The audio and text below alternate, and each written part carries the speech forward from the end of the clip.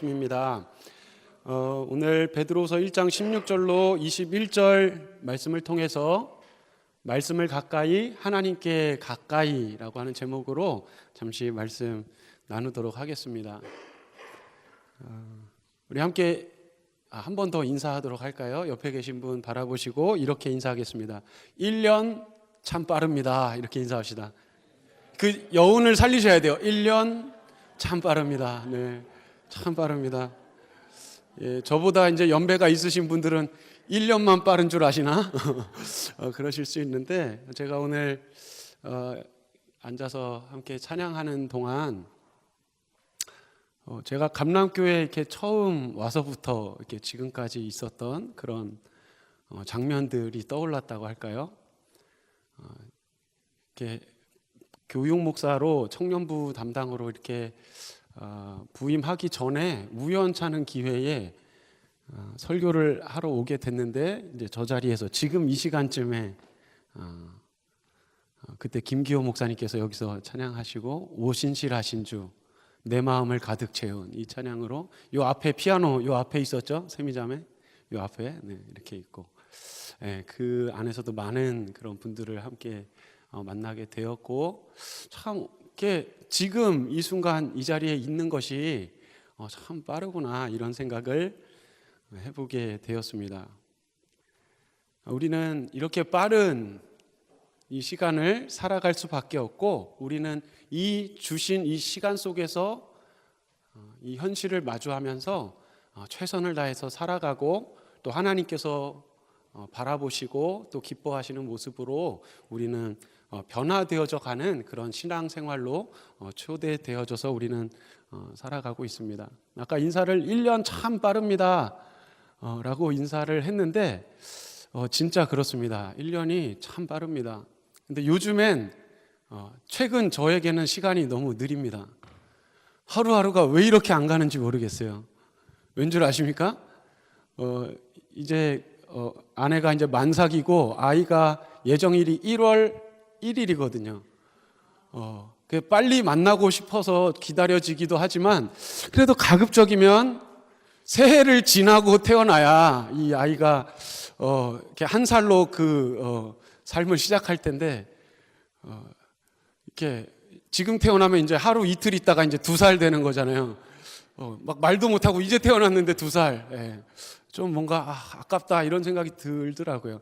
근데 제가 이런 생각을 하면서 이렇게 새벽에 기도를 하는데 참 아직도 이런 사람의 생각, 사람의 관점, 한 목사 아직 멀었다 이렇게 그런 마음도 들고 그리고 최근 들어서 이제 12월 요맘때 12월 28일 생일이신 분들, 29일 생일이신 분들 그런 분들과 이렇게 축하한다고 소통하면서 이렇게 하나님이 책임져 주셔서 이렇게 잘하게 해주셨는데 내가 왜 이런 생각을 하나 라고 하면서도 그래도 내년에 태어났으면 좋겠다 그런 생각을 하고 있습니다. 하나님께 우리는 이 시간을 통해서 가까이 나아가고 그러기 위해서 우리는 말씀을 가까이 해야 된다라는 그런 주제로 올 한 해를 계속 오게 되었습니다.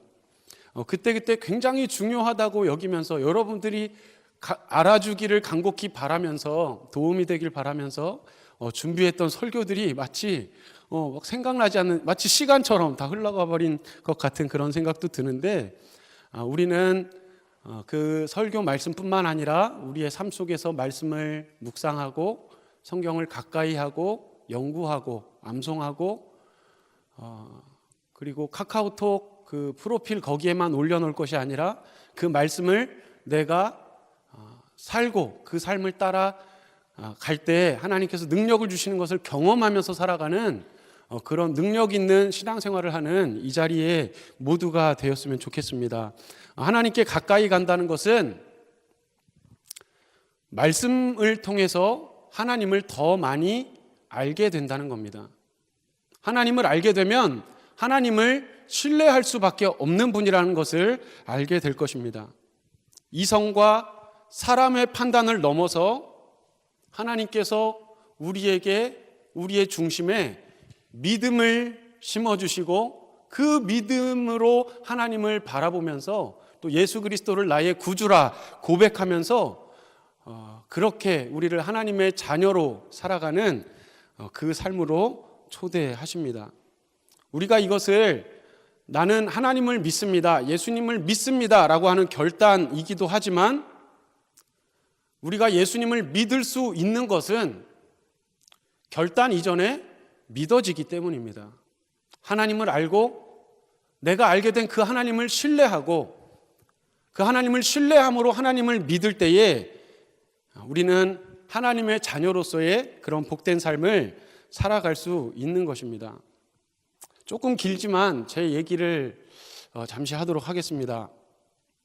어려서부터 저는 고민이 있었습니다. 가장 큰 고민은 여러 가지가 있었지만 가장 큰 고민은 나는 목사님 아들이다 라는 것이었어요. 목사님 아들이기 때문에 나는 잘 믿는 사람으로 보여져야 된다, 이런 고민이었습니다. 다른 친구는 몰라도 나는 알아야 된다.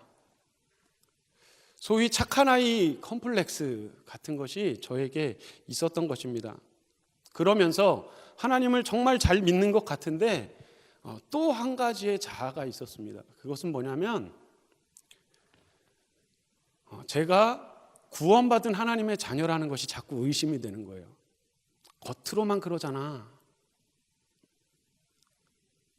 그게 끊임없이 저를 괴롭혔습니다. 나도 하나님 정말 잘 믿고 싶은데 내가 이래가지고서 어떻게 하나님 자녀라고 할 수 있지?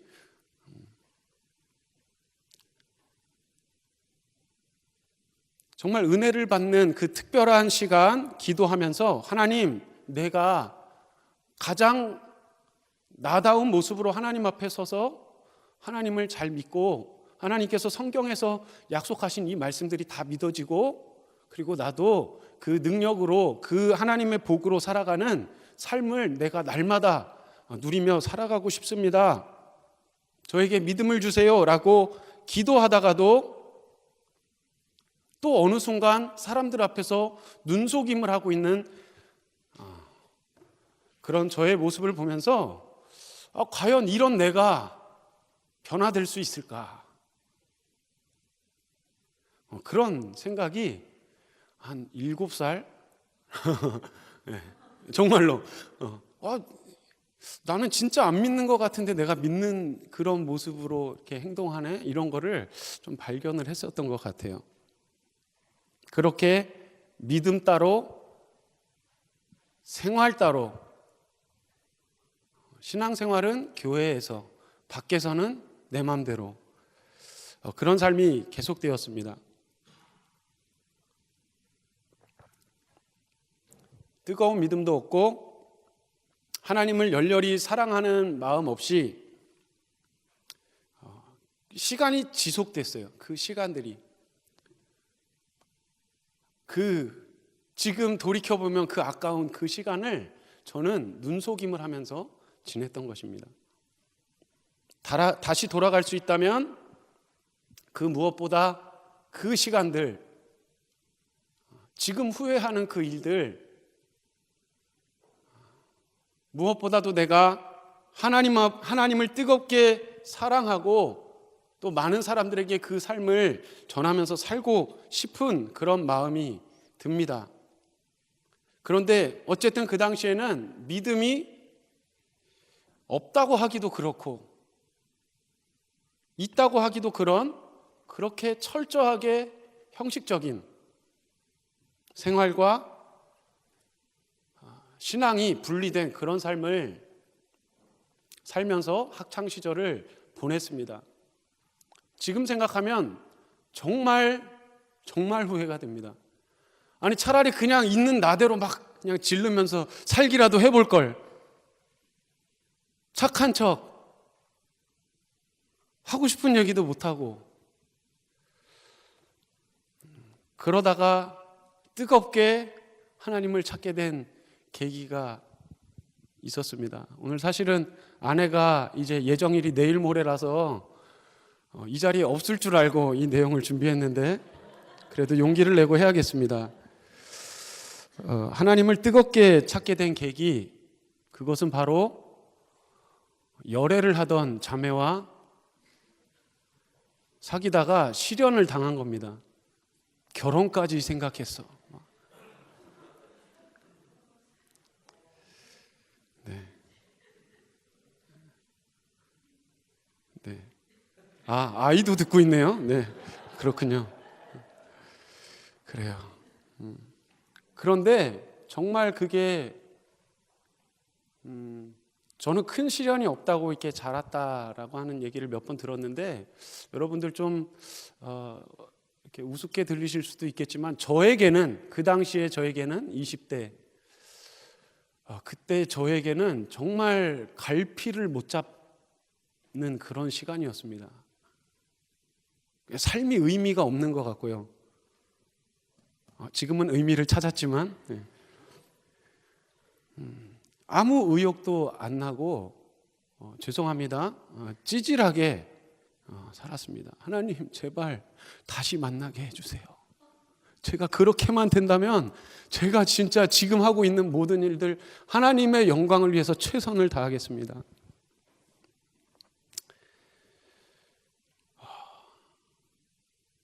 아무 위로가 없고 아무 대답이 없습니다. 하나님 제발 도와주세요. 그렇구나. 내가 말씀을 안 읽어서 그렇구나. 라고 하면서 그때 막 또 말씀을 막 묵상하기 시작합니다. 계속해서 하나님을 찾는 거예요. 하나님 제발요. 하나님 제발 도와주세요. 제가 살아갈 수가 없어요. 그렇게 6개월 아무 응답도 아무 위로도 없이 그저 아무 소망 없고 그냥 답답하기만 한 그런 시간이 계속되었습니다.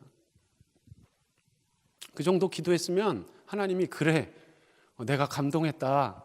너의 기도를 들어주마. 그렇게 응답해 주실 법도 한데 아무 말씀이 없으셨어요.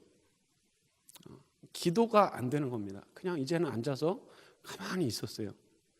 제가 그 아버지 교회 지하 예배실에서 약간은 눅눅하고 어두운 불을 다 꺼놓고 기도하는데 그냥 조용한 그 마음을 갑자기 그 어두컴컴한 그 마음 속에 하나님께서 비처럼 나에게 이런 마음을 주시는 거예요. 전혀 관련되지도 않은 이런 말이었습니다. 내가 너를 사랑한다. 제가 뭐라고 대답한 줄 아십니까? 하나님 알아요. 그러니까 제발요.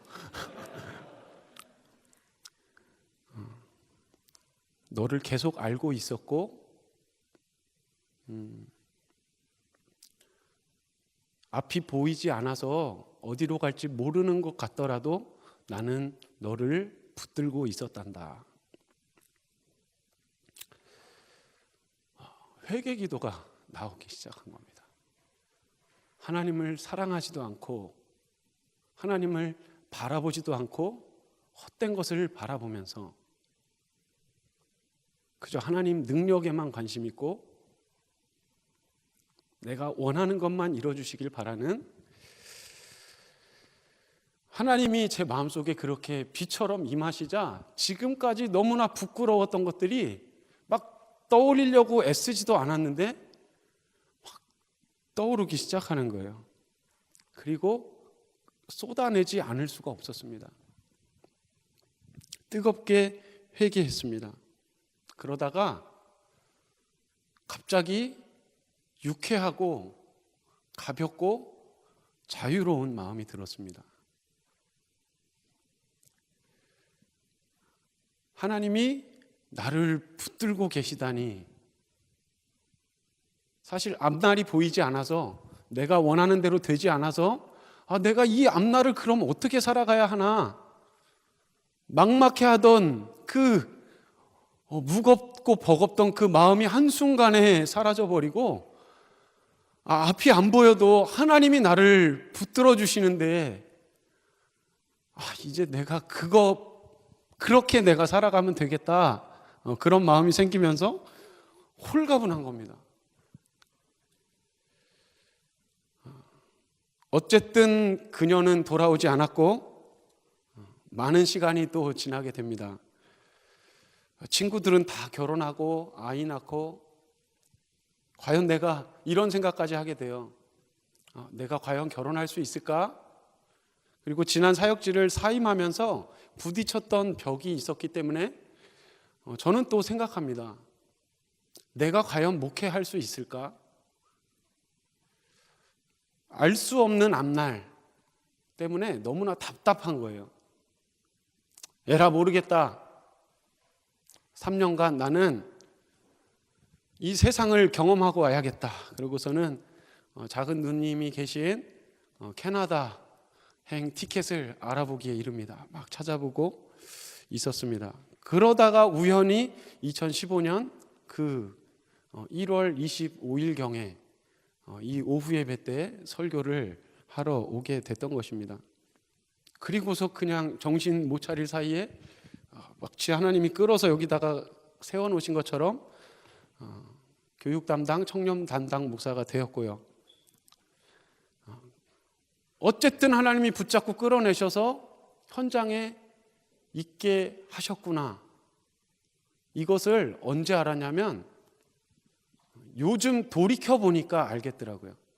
지금까지 막 그 바쁜 그 일들 속에서 지내올 그 당시에는 전혀 몰랐는데, 지금 오늘 또 말씀을 준비하면서 이렇게 돌아보고 보니까 나는 그 앞날을 하루하루는 몰랐지만 그렇게 하나님 뜻에 순종하며 붙들려서 지금까지 오다 보니까 이게 하나님께서 나를 연단하시고 모난 것을 깎아내시고 아직도 여리디 여린 것들을 좀 더 강하게 하시고 그렇게 나를 세워가심을 느끼게 되었습니다. 우리는 그때그때마다 막연해하고 초조해야 합니다. 왜냐하면 지금을 살아갈 수밖에 없기 때문입니다.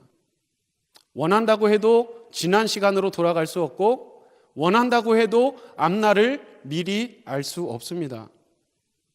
내가 운전할 수 있을까? 내가 결혼할 수 있을까? 대학 갈 수 있을까? 취직할 수 있을까?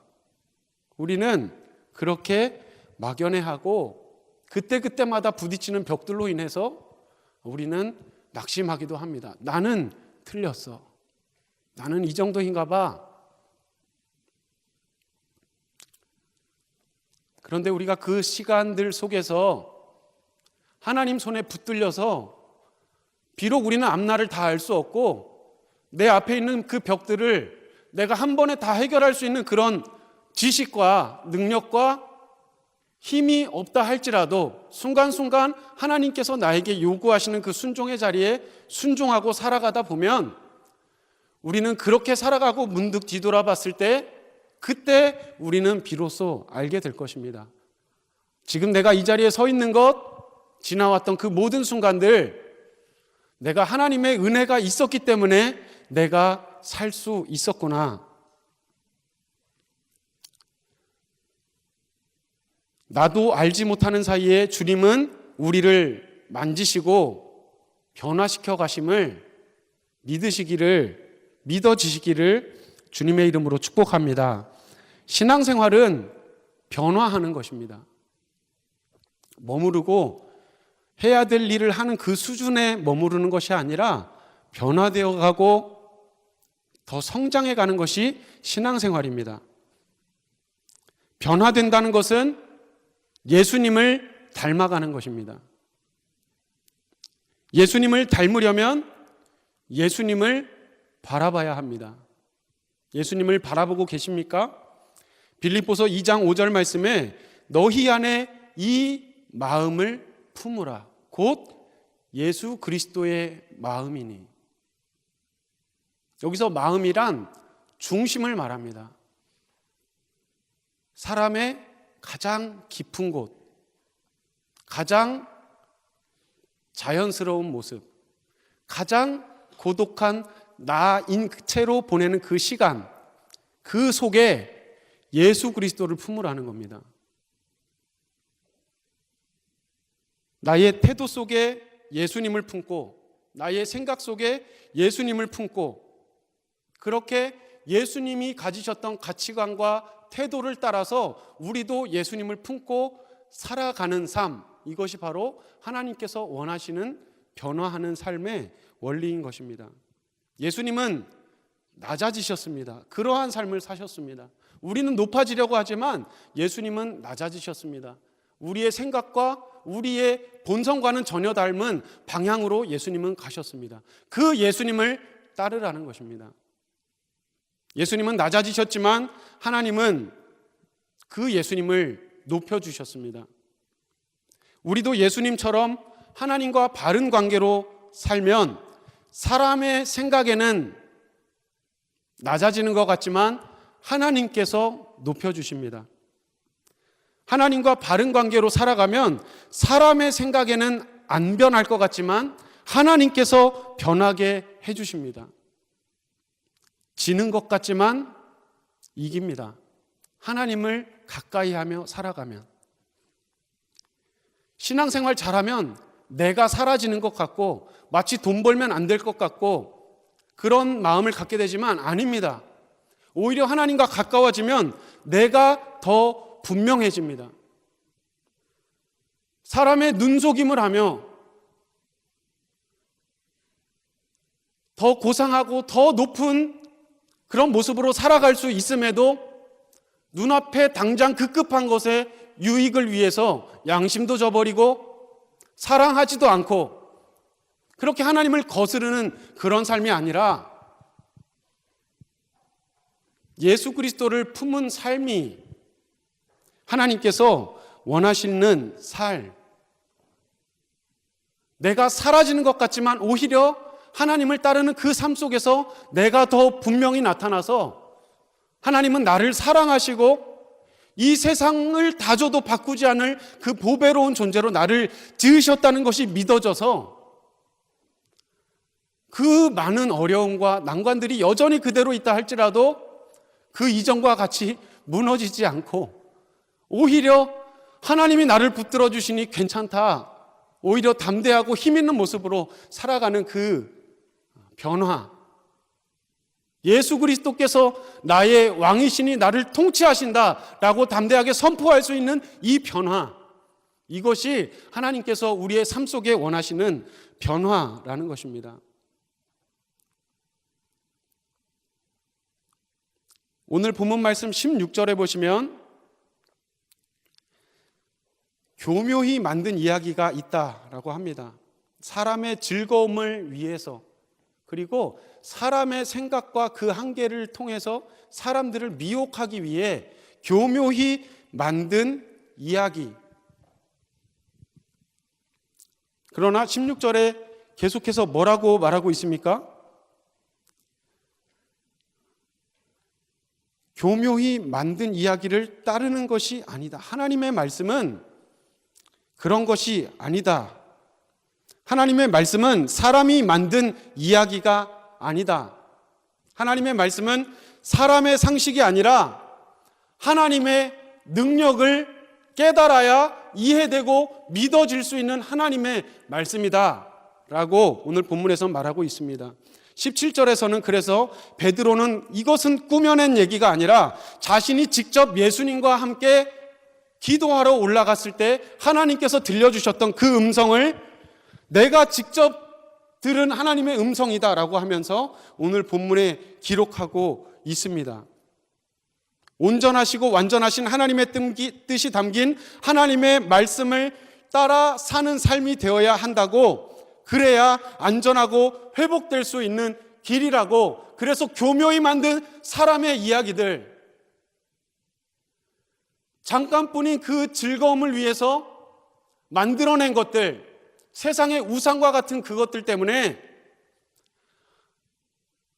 하나님으로부터 등 돌리고 하나님께 눈을 감고 하나님을 바라보지 않는 그런 일은 없어야 한다라고 하는 그 이야기를 오늘 베드로는 우리에게 하고 있는 것입니다.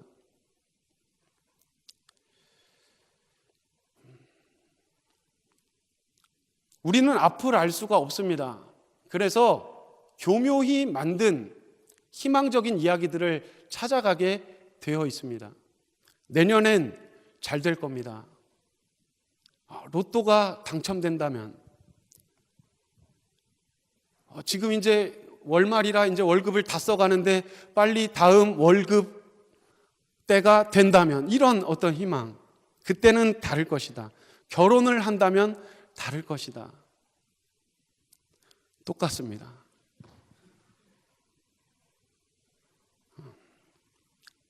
우리가 원하는 대로 다 되면 참 좋겠죠.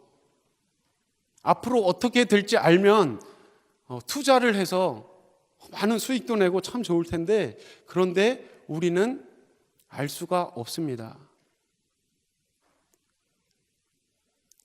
그리고 과거로도 돌아갈 수 없습니다.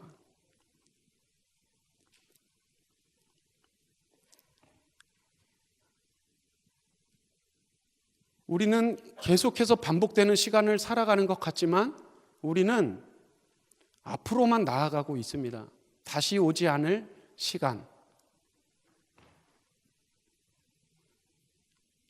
여러분, 그 시간과 무엇을 바꾸실 수 있겠습니까? 여러분들이 1년 동안이라는 시간을 투자해서 노력한 그 결과 급여도 받으시고 어느 정도의 성과도 이루셨을 텐데, 그게 과연 여러분들의 시간과 바꾸기에 충분한 보상이 되십니까? 또 공부도 정말 열심히 했는데, 그래서 학위도 받았는데, 여러분들이 그 노력했던 그 노력만큼 직장이라든지 아니면 그 다음 과정들, 여러분들이 투자한 그 시간에 비해서 정말 여러분들은 다 과연 무엇이 이루어지면 여러분들이 그 투자한 그 시간이 보상이 되시겠냐는 말입니다. 시간이 가장 아깝습니다. 시간. 돌아갈 수도 없고 앞을 알 수도 없는 이 시간. 그래서 인생은 불완전합니다. 1년을 살았다는 것은 1년을 썼다는 겁니다. 그 1년을 쓰셔서 이 시간을 과연 무엇과 바꾼다면 충분한 보상이 되시겠습니까? 그런 건 없습니다. 시간보다 중요한 건 없습니다. 오직 유일하게 한 가지가 있는데, 그것은 무엇이냐면 영원한 삶인 줄로 믿습니다. 시간과 영원한 삶을 바꾸시기를 주님의 이름으로 축복합니다. 우리는 어둡게 그때그때밖에를 볼 수 없지만 하나님께서 우리의 삶을 비춰주십니다. 오늘 본문 말씀 19절 말씀을 한 목소리로 읽도록 하겠습니다. 읽고 말씀 마치겠습니다. 19절입니다. 한 목소리로 읽습니다. 시작. 또 우리에게는 더 확실한 예언이 있어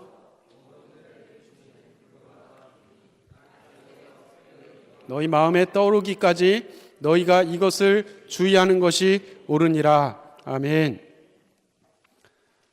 계속해서 반복해서 말씀드립니다. 시간은 끊임없이 흘러가는 것이지, 그리고 끝나는 때가 오는 것이지 우리에게 영원한 시간은 아닙니다. 지금 이 시간은 흘러가고 다시 오지 않을 그런 시간들입니다.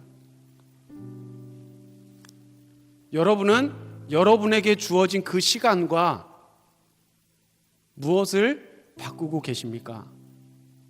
그 시간으로 그때그때마다 보여지는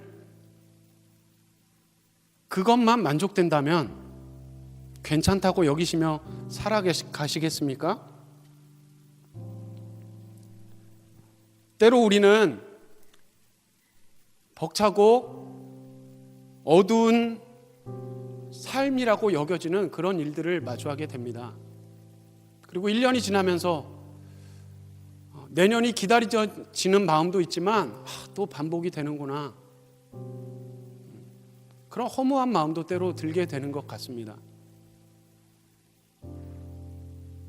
희망이 없고, 그래서 세상에서도 희망을 말합니다. 이것을 해보십시오. 이걸 가져보십시오. 여기에 들어와 보십시오.